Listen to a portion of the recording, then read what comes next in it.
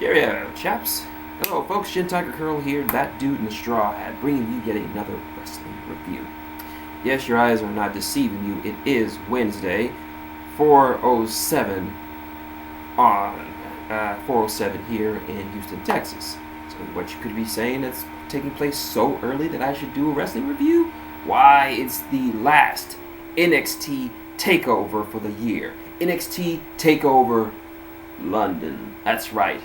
Because of the time differentials, it's prime time over there now, but it's still in the late afternoons over here. So they had to come and had to do it a lot earlier than they normally would. So yeah, to end off the UK tour, NXT takes place from jolly old England. And we've only got 5 matches tonight. 5, but how can they be any good, you're asking yourself? You're going to find out now. Prepare yourself for NXT TAKEOVER London. Got my notes. Let's get started. We open, of course, with a walking Triple H, because, of course, you can't open an NXT TAKEOVER without the Admiral, because this is his baby. He's looking pretty good, and he says that he will be back to kick some ass, preferably you, Roman Reigns, in the near future. But anyway, we open to our first matchup: Asuka versus Emma. That's right. This match has been teased since the last NXT TAKEOVER, where Asuka debuted, I believe. And after taking care of Dana Brooke, she set her sights on Emma. So anyway, this was a fantastic opening matchup, very well executed. People often forget that Emma can actually wrestle, and wrestle great. Just look at her NXT Women's match against Paige. Fantastic match. This was no different. Asuka once again shows us that being beastly has no language barrier, and she totally and complete. And this was a total seesaw match with some nice little psychology in it. I can't spoil everything for you, but it is an awesome, awesome match. Asuka wins with a nice Chuck Norris roundhouse kick. My friend Griffoon says, could Asuka be the love child of Chuck Norris and Segata Sanshiro? I firmly believe so. And I would love to love that love child. Hi, Asuka. You can have my hat if you want. Anyway.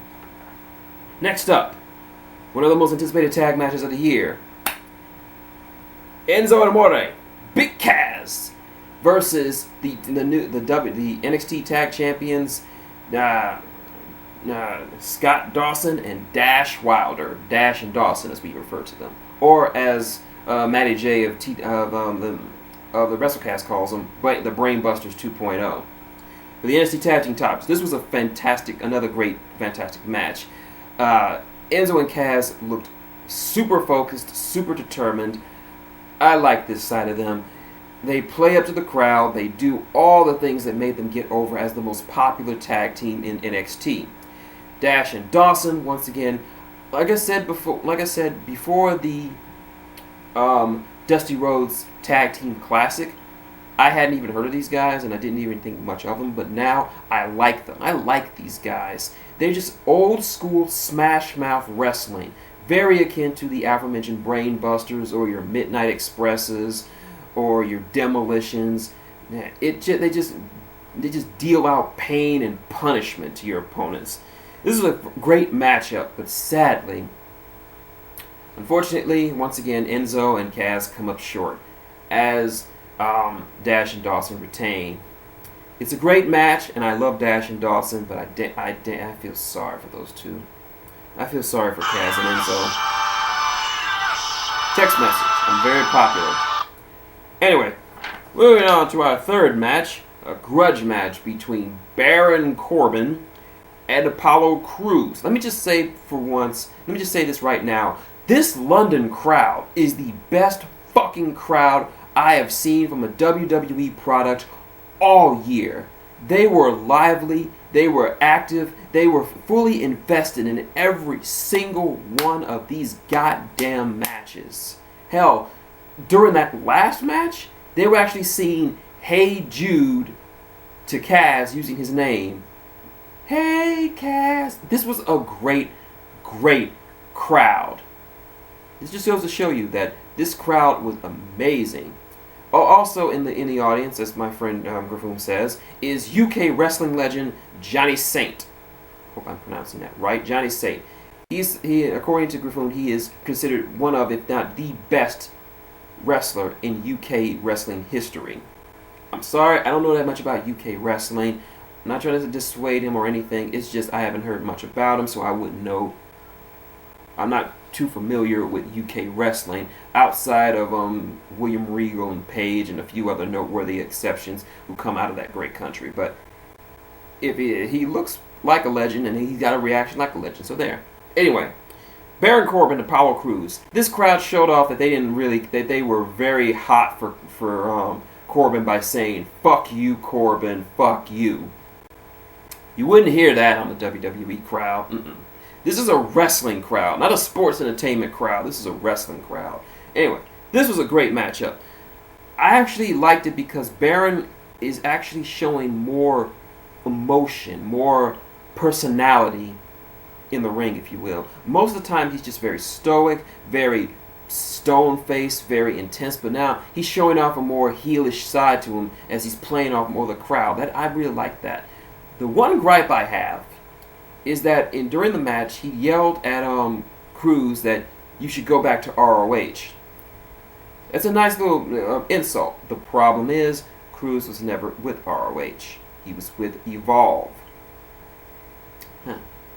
Anyway, this looked like Corbin. This looked like Apollo's match to win, but he eats an end of days. 1, 2, 3. The Lone Wolf triumphs over the nation. I like this. I really wanted. I like both of these guys, but I kind of like Baron a little bit more because I've been with him longer. Next up, the second of our 3 title matches tonight. Bayley takes on Nia Jax, and this is a very big match for her. Well, for one thing, Nia Jax is again a member of the ROE wrestling family. If you haven't heard of these guys, you should know that they are pretty much the largest wrestling family in the world right now. They have the Wild Samoans, the Head Shrinkers, Rikishi, Rosie and Jamal, aka Umaga, the Usos, unofficially Tamina, and of course the Yokozuna, and of course the most famous member of the family, Mr. Dwayne "The Rock" Johnson. So yeah, she comes from a very, very prestigious family. Anyway, this match is a typical David versus Goliath match. Nia is a big bitch, and I mean that in the most sincere way. She is just a big, beefy woman. Not saying she's fat, she's just pleasantly plump, which I like my women to be. She's very cute in the face, and she can really wreck your shit. And Bayley was just the underdog because she was just towered by this monster of a woman.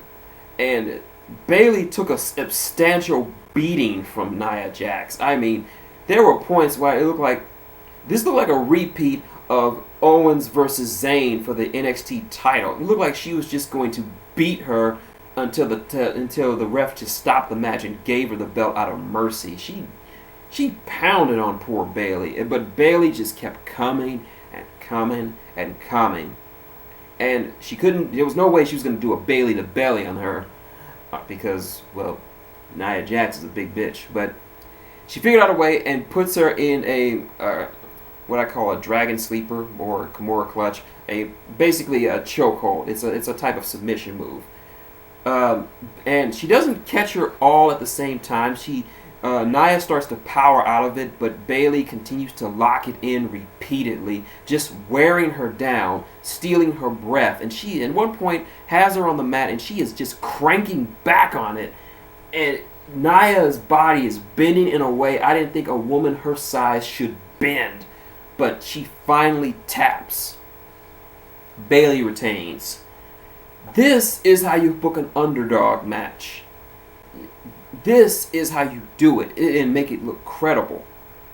And once again, the women on the NXT roster, the so-called developmental territory, shames the main roster. And why can't we see more matches like that? The matches on the main roster have gotten better, but unfortunately the matches on NXT are so still superior. Why can't we have more of that? We're supposed to be in the middle of a Divas revolution, but that revolution seems to have come to a complete halt nowadays.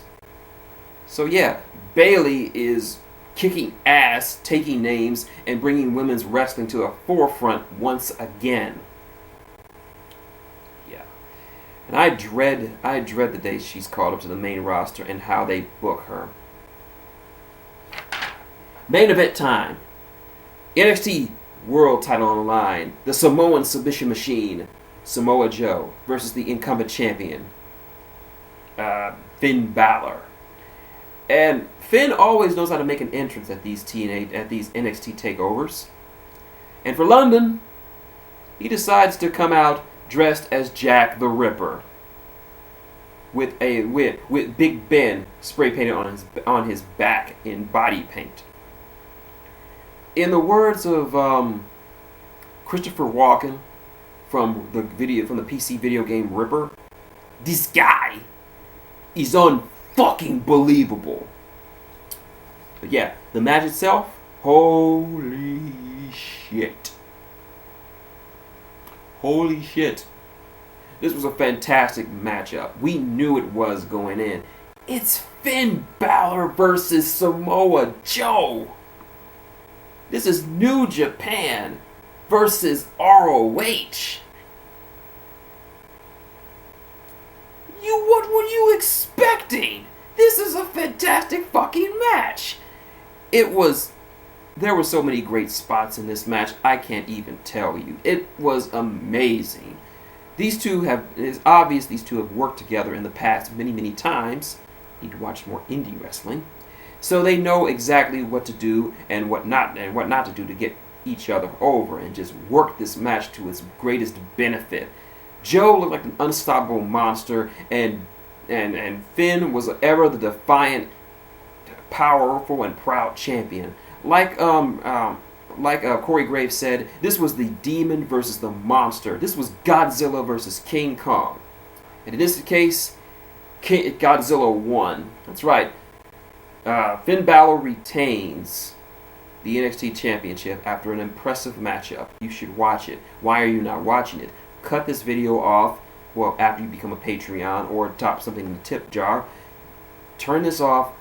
Go watch it on the WWE Network if you don't already have it. I'm just going to skip right to my overall thoughts. This was a fucking great pay-per-view, or event if you want to call it. This was the real way to wrap up 2015 for NXT. This has been a banner year for this brand.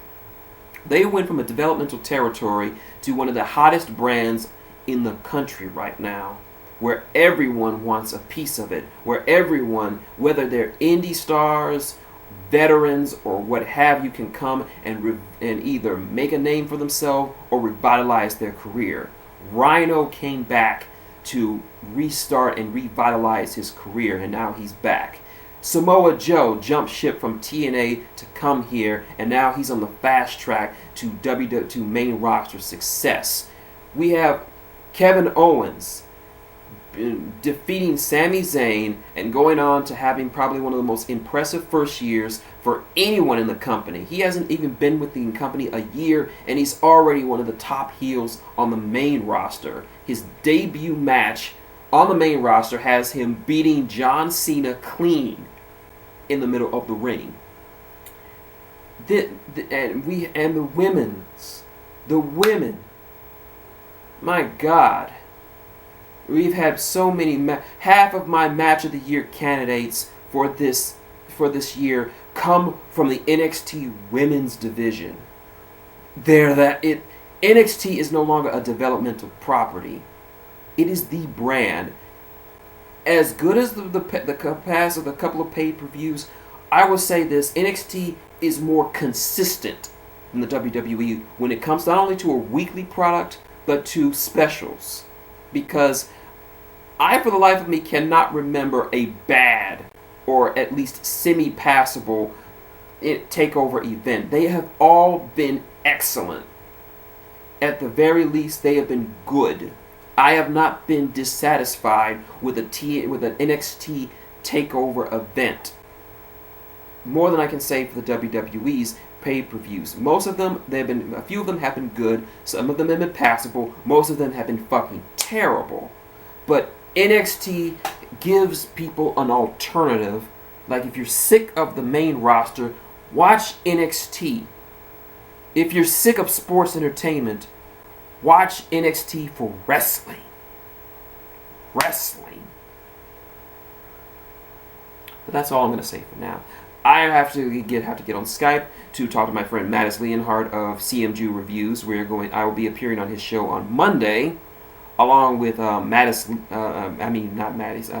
with Matty J of the WrestleCast, where we're doing our best of 2015 review, naming our best matches, best people, that's such and such. So yeah, I'm that popular.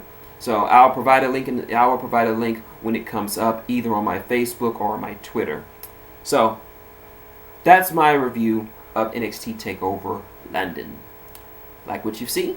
Link, comment, subscribe below. Got any questions, comments, or just want to talk about NXT and how it really, really is the best thing going right now for the E? Leave it below. I will get back to you. You want to support the channel? It's easy. My Patreon is in the description. It doesn't take much. It's not really all that much that I need right now, but any little bit can help.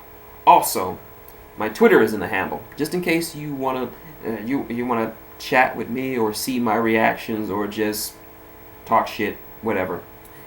Tip jar is in that corner up there. You know what to do. So until next time, it's been shintigercurl, that dude in the straw hat, saying good night. And cheerio, chaps.